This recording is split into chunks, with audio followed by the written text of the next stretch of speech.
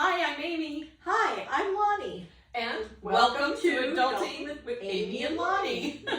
We are very glad that you're back with us again. Before we dive in, I want to just kind of look back a little bit to the last couple weeks and remind you we have been covering some tough stuff. And I want to make sure that you are being kind with yourself.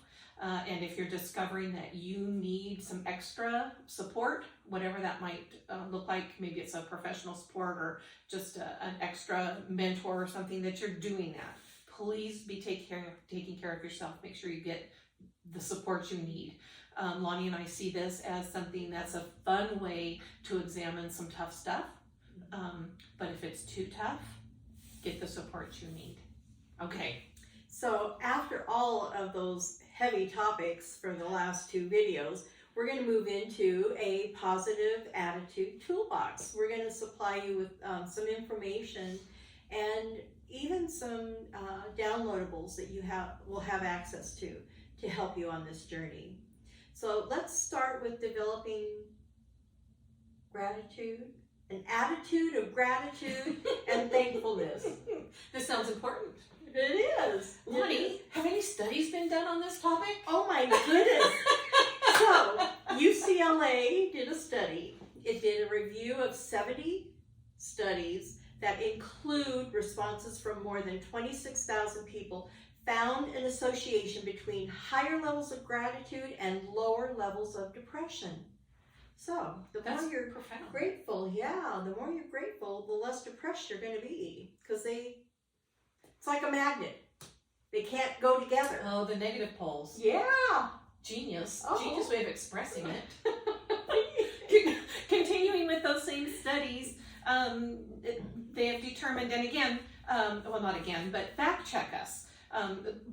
Look up these studies. There are, but be careful of the veracity. As my mother would call it, Dr. Google. Be careful of Dr. Google. But these UCLA studies are available online. You can, double check what they're saying. But one of the other thing that I found particularly wonderful was that people with a grateful mindset report higher satisfaction with life, strong social relationships. We're big on that.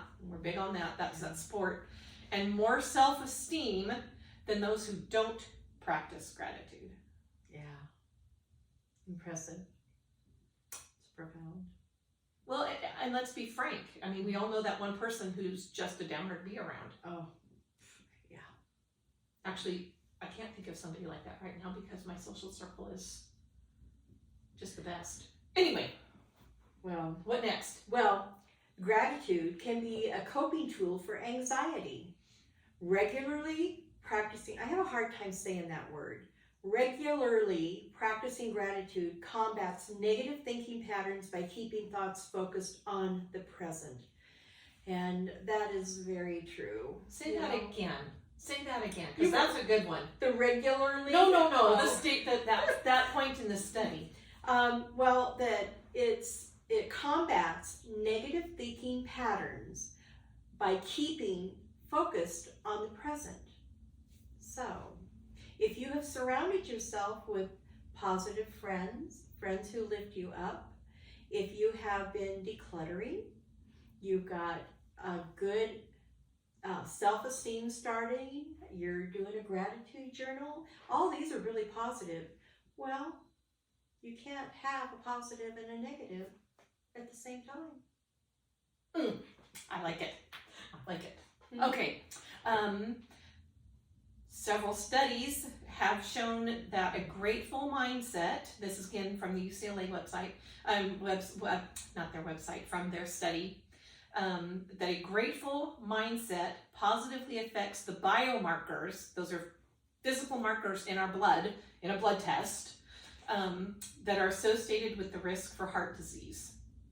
Did not know that. Having grateful thoughts helps your breathing to synchronize with your heartbeat. Wow. Okay. Now we know, there's centuries of anecdotal evidence about that. We have the Tibetan monks with the humming, the mindfulness, the yoga. So it's meditation. But that they can identify that in our biomarkers now. That's amazing. Yeah, Mind that's blowing. amazing. Wow. Mind blowing. Well, also by taking a moment to be thankful causes physiological changes in your body that initiate the help me. Oh, the parasympathetic nervous system. There you go. The part of your nervous system that helps you reset and digest. Gratitude and the response it causes helps bring down your blood pressure, heart rate, and breathing to help overall relaxation. Wow, that's a whole lot. And that's a new word to me. Say that again? Parasympathetic. Parasympathetic, okay. Parasympathetic nervous system. So simply by being mindful about thankfulness, I'm addressing my biological needs. Wow. I like it. Yeah, I do too. Self-care worksheet prompt. I didn't realize, well, and like I said, I go throughout the day and I'm thankful for this and I'm thankful, and I didn't realize all the benefits that I was getting. Health benefits by not having to diet like crazy or, become a rabbit. Anyway. Well, then this one's me. This is me written all over it. Yeah. Thankfulness and gratitude improves your sleep cycle. Huh. Wow. I like that one. So, that's why thankfulness and gratitude are important. And now we're going to jump right into some ways of expressing that you can express that. Going straight to the gratitude journal. Lani has great examples of her gratitude journal. She's spoken to you about that very openly before. And I'm going to turn it over to her. I just want to add first how a gratitude journal, it's very much like defining the sacred. What works for you in that journaling? Is it words? Is it clip art from magazines? Is it painting? Is it drawing? What does it look like? The bottom line is you've got a blank book, literally a blank slate that's all yours to fill up with gratitude how you want. And talk to us, Lani, because you are the cheerleader for gratitude journals. I love it. I love it. I do. In fact, I've given different books to different people to be able to keep a gratitude journal. And it doesn't have to be much. I picked up little tiny books at the dollar store. And you don't have to fill a page a day. You can just put in a comment. Like Amy said, maybe just a word. When you're starting to do this, it's challenging. It may seem awkward at first, but once you get going, all of a sudden you're going to find, gosh, things are just flowing out of you. And that is an exciting place to be. You can download something off of the internet. You can just take a blank piece of paper and, write it and put it in a file cabinet. It doesn't have to be anything elaborate or expensive is all I'm getting at. The thing that I'm getting to, the thing that I'm saying is if you can start this, and a good time to do it is if you can just put something to start your day in that right frame of mind, but then at the end of the day, it's a great way to end your day of all the wonderful things that have happened to you, and then be able to go to bed and be at peace. That's really key. Start something positive in the morning. Doesn't have to be much, a phrase, whatever. And then at the end of the day, reflect on all the good that has really happened all around you. And I'm telling you, there's nothing better. It becomes like never mind. I was gonna say it becomes like a drug. It's just overwhelming how big a change it makes. I can't even stress it enough. So that's all. I think I said enough on gratitude journals, but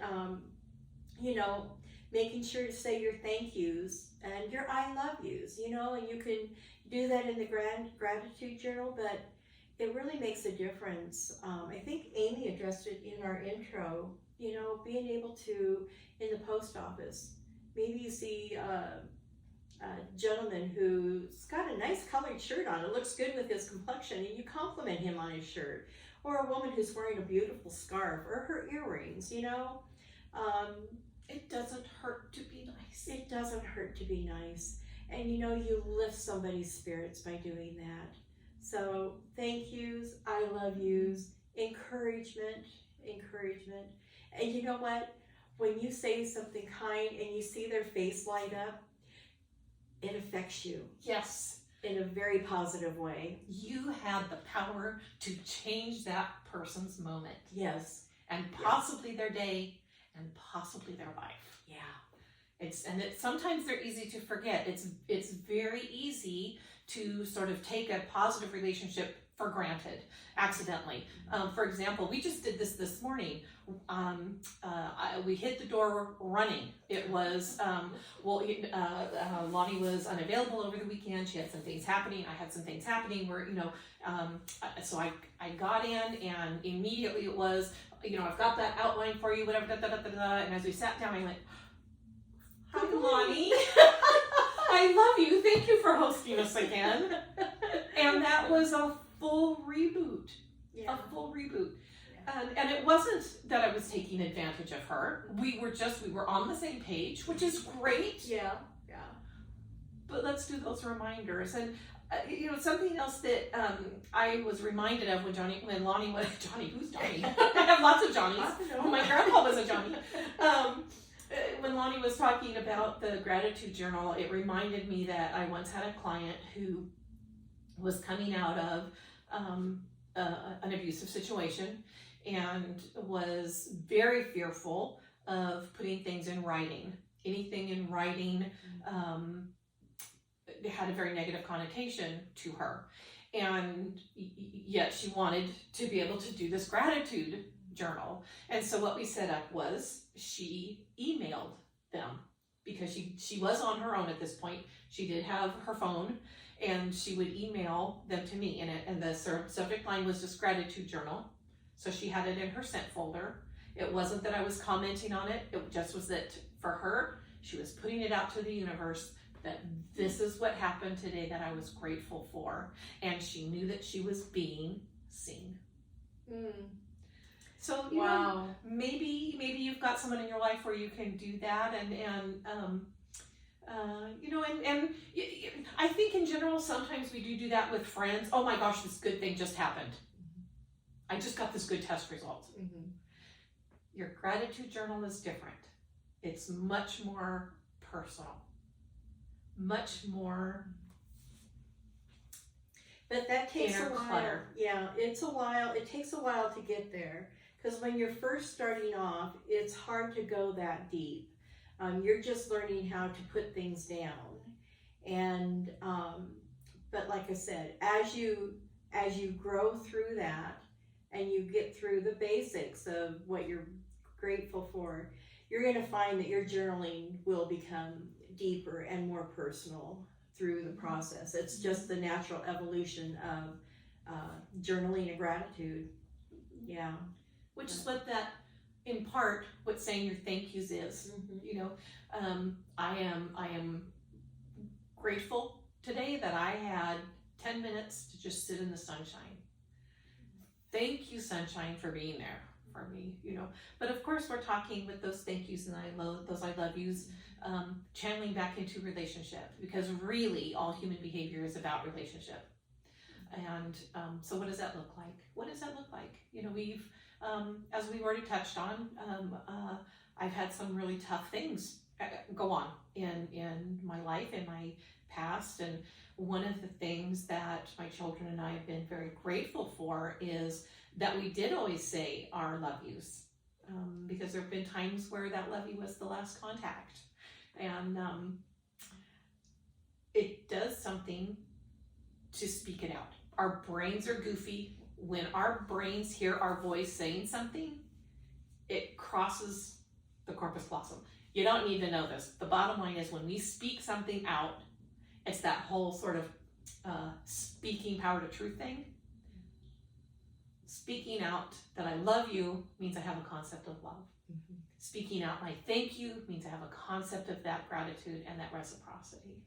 And you'll hear people verbalize that and putting it out into the universe, speaking it out, putting it out into the universe. But Is it that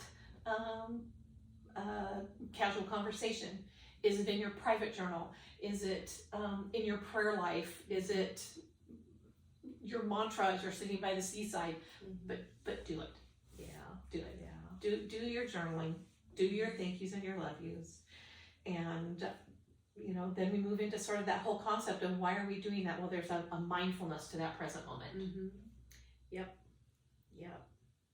You're very aware of your surroundings, and you become aware of your relationships, and you become more aware of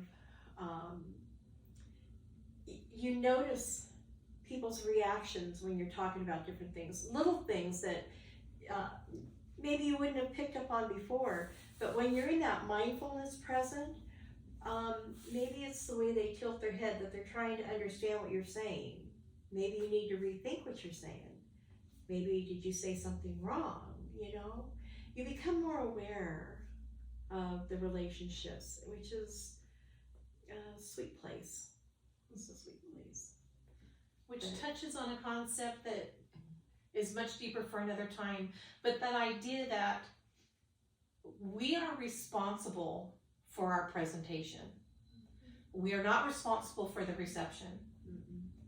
But that does imply that I'm being mindful to our relationship, to who you are, to your place in my life, to you're important enough to me that I'm noticing these little changes that I want to make sure that it's not hurt or hindered in any way. Am I speaking to you in a way that I understand I think you want to hear? So, but again, you're responsible for your presentation. Absolutely.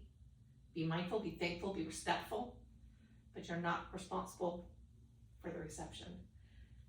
That said, if you're being respectful, you're looking for those nuances that Lani's talking about. Well, that fell flat. How can I do that differently? Ask. Okay. Now, this is another biggie, but it's positive. It's positive when we're working on those positive attitude and setting those goals like we talked about with, let's use the decluttering as an example. Goal setting. What, Amy? Are you saying that there's a positive way to do goal setting? Why, yes. Yes, that's exactly what I'm saying. Well, I love setting goals, and in fact, I map everything out in an outline. So I have all my goals and when I'm going to achieve them, and I drive my daughter crazy. My daughter can only focus on one goal at a time, and when she reaches that, okay, she's ready to go on to the next one. Well, my mind is, okay, I've got A, B, C, D, E, F, G, I need to do da, da, da, da, da, and she's like, Mom, slow your ropes, I can't keep up. And so everybody has a different perspective or a different way of setting goals. But goals are very positive, because if you have a goal, you've got something to shoot for, and something you can achieve, and something you can be proud of yourself for. And it will help you get on to the next step. And it was once put to me that if you get in your car and you're told, I want you to go to Patuxent River, Maryland, how are you going to get there? You don't have a map. This is your map. This is going to get setting your goals is going to get you to where you want to be and how you're going to get there. So anyhow, that was my take. That was great. So we actually, I'm excited we're going to do a whole segment on effective goal setting, but for our positive purposes right now, we just want you to think about the concept of SMART goals, which are small, measurable goals, exactly like Lani said. Okay, I've got a map. Now I need to plan my budget, and in planning the budget, I need to know if there's any toll roads in addition to any, my gasoline. So that's it. One thing at a time, though, with the goal. So maybe the big goal is, I want to clean out the kitchen. Great. Okay, cut that elephant down. Well, let's cut that elephant down. You know, you'll see that we use some of the same metaphors over and over, and because it's simple. You know, let's keep that mindset, that same mindset going. So, an example of a SMART goal is one that is measurable, achievable, and may or may not build onto something else. So, a very brief example would be, I want to clean out the kitchen. I'd love to have that done before the holidays because I've got people coming. Okay, great, good for you. But how are you going to get there? How about if we talk about, I'm going to do one drawer a night in the kitchen. Make it a week. It's Well, easier. and that's where I'm headed. Yep. Then I'm gonna say on a scale of 1 to 5, 1 being there's no way I can do that, and 5 being oh no problem. Mm-hmm. I want to be at least a 4. So if I'm saying I'm gonna do 1 drawer a week, Realistically. and Lani says to me, "What's your scale on that?" Well, I'm gonna go, oh well, I've got bowling on and Bible study and hockey and husband. so and that's about a 2. And Lonnie's going to say, okay, well, what's it going to take to get you to at least a 4? And maybe she makes a suggestion. Maybe she says, how about 1 drawer a week? Mhm. 1 drawer a week, that's a 5. I can absolutely do that. Does that mean I'm only going to do the 1 drawer? Maybe. But maybe I didn't have to go to the hockey game. And I'm able to do a second one. Well, that's the frosting on the cake. But the goal was met. I'm going to feel good about having met the goal. you have an It was a option. realistic goal. Mhm. So I'm not frustrating myself Right. by saying, okay, I want to redo I want to make sure every room is addressed before Christmas next year. And so I'm going to do a room a month. What does that look like? To me, a headache and a failure. But 1 drawer a week, small, achievable, measurable, and I would even suggest that you put a time frame on it. Mhm. I'm going to say, I know that I've got Tuesday evening, so I'm going to do 1 drawer on Tuesday evening this week, and I've got that at a 5. And I'm going to check in with my accountability partner to say I did it. Well, and here's the cool thing. It doesn't all have to be done at once. She's got a whole week. So maybe she opens that drawer and says, oh, you know what? I've got 5 minutes. Let me get rid of this, this, and this. I don't need them. I don't use them. That's it. Close the drawer. Forget it.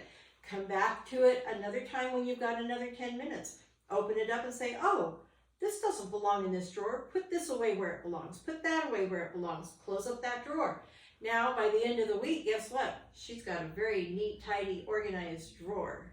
Small, measurable, achievable, and I feel good. Yep. Yep. So, And it's done within her time frame. setting Yeah. achievable goals towards your positive results. It's going to feel good. Yeah. It's going to feel good. And that's the same with anything. Maybe it's not a decluttering issue. Maybe it's a project at work. Setting yourself a timeline to do that project at work. Maybe it's, you're trying really hard to reestablish a relationship with somebody. What does that look like? I'm going to send them a text by Wednesday of next week. Whatever that is, you can apply that small, measurable, achievable, feel-good goal to anything. Do it. Feels good. Yeah, it does feel good. For example, I have not kept a gratitude journal in a very long time because I'm a little bigger on, for me, expressing my gratitude as I go.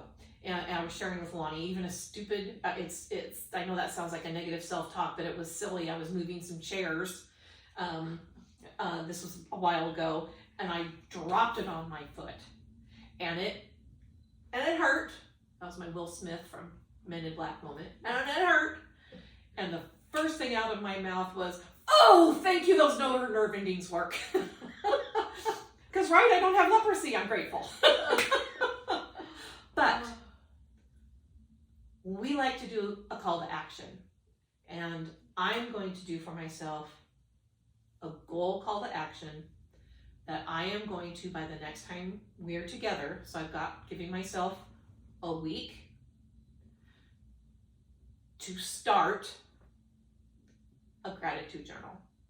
So I've got an entire week to decide what is that going to look like for myself. Put a little something in it. Feel good that I did it. Reestablish a positive habit. And then I'm going to have that, for me, the reward for me is that joy of being able to report back to my accountability partner. Yeah. So my call to action is going to be a little bit different. I too haven't done a gratitude journal for a long time because it's just ingrained in me now, and it's just a natural part of me. And what I want to do is I'm going to pick somebody to send a thank you note to. Oh. Somebody I can acknowledge for what they have done that I have really appreciated, and let them know that I'm thankful for it. I have never, ever been good about that, and I so admire people that do that.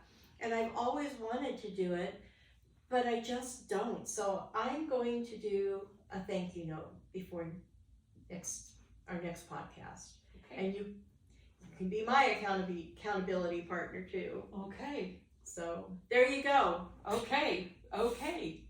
I want you to think about your call to action, whatever that might look like. We do have a couple more little points that we want to address with you before we go. And if you want to put it down in the comment section, do. And we'll check in with you. That would be fun.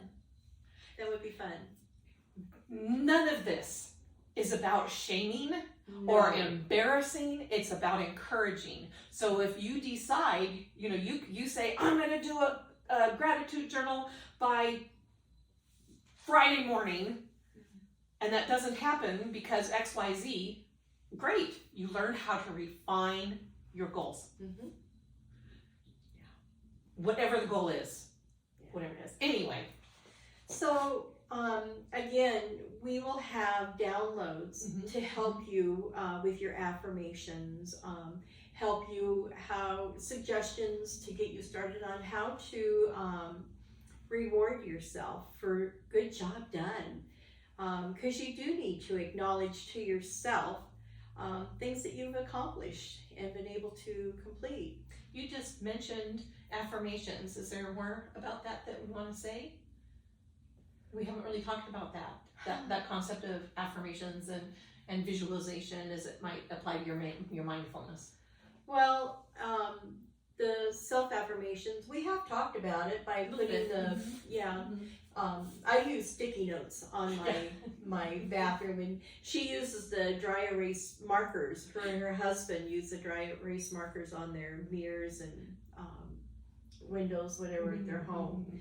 But affirmations are a really good way to remind yourself of things that you've been doing right. And, like I said, in your gratitude journal, if you just make a note in it in the morning, but your affirmation can start you to get there. So if you have your affirmation, you say, I'm really good at organizing. And then you can, in your journal, put, I'm grateful I've got these totes available that I can, you could just start to tie it all in together. And then next thing you know, you're cleaning up an area, you're organizing things into a tote, and you've accomplished a goal. I mean, boom, that all just tied in together. How about that? Anyway, that's just me being silly, I guess. But I think that was a negative self-talk, that she was just being silly. Don't dismiss anything that's bringing you joy. A concept, an attitude. If it's bringing you joy, that's positive momentum. That's forward momentum, and we want that. And Lonnie's thing is totes. Now you know. Christmas gift ideas. I'm just saying. Anyway, again, in keeping with your, your positive attitude toolbox, one of the other things to consider is that external stimulus like podcasts, motivational speakers, books, videos, seminars. There's, a world out there of people who want the best for each other. And in fact, Lani had a couple that she really loved and wanted to share, and we'll share those links with you. But there's Hoda Kotb, actually, from MSN News. She has a podcast, what's it called? Making Space. And she interviews these amazing, powerful people, and I get a lot from her podcasts. I mean, they are just, if you haven't watched any of them, I highly recommend. These are amazing, incredible people. Some you will have heard of, some you will not, but their stories are impressive. And all I can say is, I highly recommend it. It's a really good place to start. But, and she's on YouTube. You can get to them on YouTube. The Diary of a CEO, Mel Robbins, saying these two words will fix your anxiety, and you have to go through it. And the two words, should I give it up? Give it up. Give it up. I'll give it up. Let it be. that's 3. Oh. Let go. Maybe it's let go. It's let something like that. Sorry, folks. Apparently we're not giving it up. You need to go look it up. You're going to have to now go and learn and find out for yourself. But find what motivates you, what inspires you. Again, I happen to be one that believes that this world, our country, the current state of our world, with everything that's going on, there are a lot of people trying to do good, trying to be love, encouraging. Mr. Rogers, our wonderful Mr. Rogers once said that when, I believe it was his mother that told him, when you see tough things happening, look for the helpers. Look for the helpers. And I'm not suggesting that we're helpers, but we certainly want you to find your helpers. And for me, the stories that inspire me because of my experiences are not just the people who pull themselves up by the bootstraps, but the people who are starting with no boots. Find what inspires you. Do what inspires you. And sometimes that's the stuff that intimidates you. Anyway, maintain your positive attitude. Maintain your positive attitude. Remember that each day is a brand new start. I didn't make my goal yesterday. Oh well. guess what? You have another week. I forgot to send that text. I forgot to follow through. I meant to tell Lani I was so sorry for tracking in that mud. It's not too late. Brand new day, fresh start every day. Enjoying that now. We've talked a lot about that. Defining and triaging your life plan. That goes right in there with that goal setting. There is nothing wrong with having a 5-year plan, a 10-year plan, a 1-year plan. Or having a goal that you have to readjust. You know, a goal is not set in stone. It just is a roadmap to help get you where you're going. But, you know, like we all know, sometimes when you're going down the road, this looks like fun. Let's go check this out. But then you come back into, okay, well, let's get back on track here. Yeah. You're going to find that happens. Sure. And I use the word triage your life because, as I like to say, real life happens despite our best intentions. There are those who say man makes plans and God laughs. So, okay, pivot. Swerve. I call it a swerve. A swerve, yep. Triage your life. What, you know, doggone it, I didn't expect that pandemic to shut down my business. What do I do now? Okay, the other plans, or the other goals, they're on hold. We have to reset those goals. And you can do it. Why? Because each day is a brand new day. Exactly. So, express yourself. Express yourself. Express yourself, Lani. Oh, express myself. I'm happy. I'm very happy. Feel your feelings. Feel them. Don't stuff your feelings or hide them. Now, if you're talking about something that could be conflict producing or negatively not productive, revisit your responding versus reacting, the power of that deep breath before you do so, but don't stuff them. Don't stuff them. Take a pause. Just take a pause. Take that pause. Good, bad, or indifferent. Go ahead and feel it for a second and then decide what to do about it. Surround your whole self with all of those positive things that we've been talking about for the last 3 weeks. Those positive people, those positive sights, those positive sounds. Play that music while you're baking that yummy lentil loaf. Oh, I can smell it now. And I have mouth watering. But surround your whole self with those positive influences that over the last few weeks you've been able to identify and define for yourself. And we're hoping to have a surprise for you at the end of the month. I'm not going to say anything yet because we have a few loose ends to tie up, but it should be very exciting. I'm sorry, there's a teaser. A teaser. A fun, happy, positive teaser. And that really sort of wraps up our whole positive attitude, cultivating your positive attitude month. That really is sort of wrapping it up. We are enjoying this journey. We are enjoying learning how to perfect this journey, and we do rely on you for your feedback. We have a lot to learn. In fact, I just got a mixer board and microphones, so we're hoping to get better sound. We have to learn how to do the lighting properly. I mean, we have a lot to learn, but it's all so much fun and so very exciting. Lani says we're going to learn. We're not. Lani's learning this. All I know is I'm going to get a microphone. Oh, but it clips. No, it's not going in your hand. It clips on your shirt. Man. We need to talk off camera. No, I'm teasing. But again, thank you for being here. We're very grateful for you. We're very grateful to be able to share this good stuff. And starting April, we're going to talk about some spring cleaning stuff. So you're going to find that through this podcast, because it is adulting, it's not going to just be on heavy topics.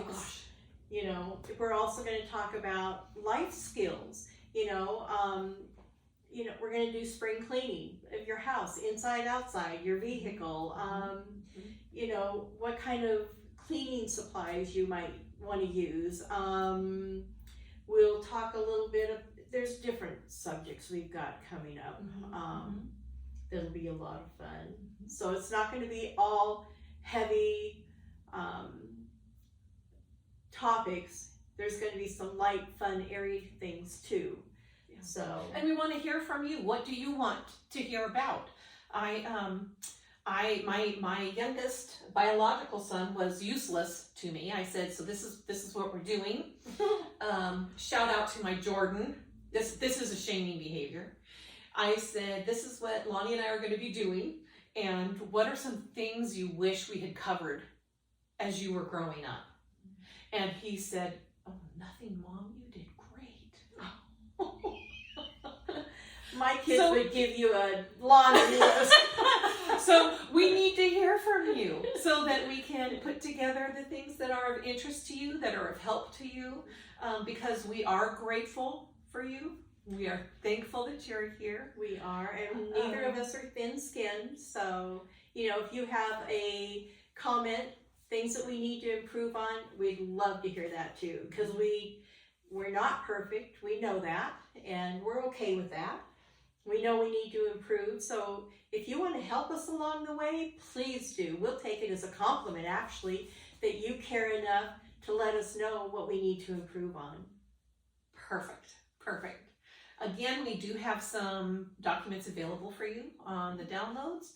And we are hoping to have a surprise coming up After this mhm. topic.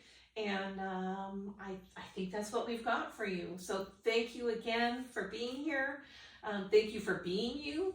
Thank you for growing with us as we're growing. I look forward to being able to hear about your action plans and the accountability for my action plan.